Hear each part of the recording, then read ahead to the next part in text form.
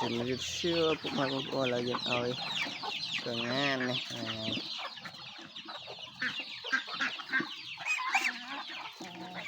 ngan tia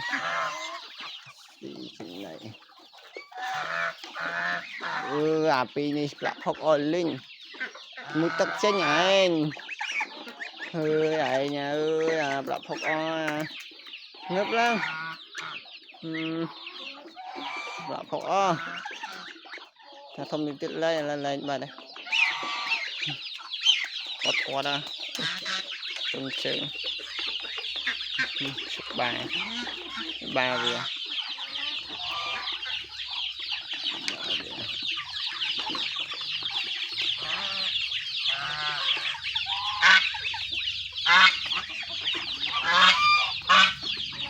câu như mấy việc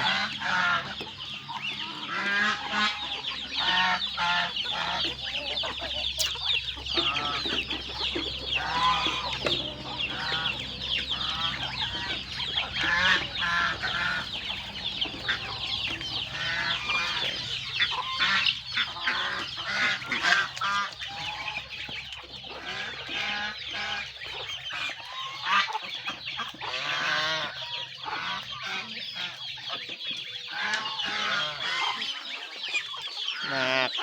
kép buồn buồn trụng đã hơi nhưng mình sẽ bọc tiết thèm chọc trụng đã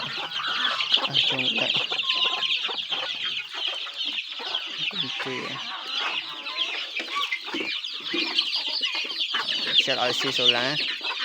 nên nó sẽ tự là tệ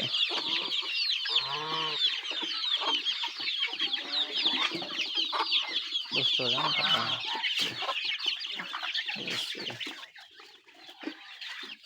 bút số lá apa sih nah ini tia sih betul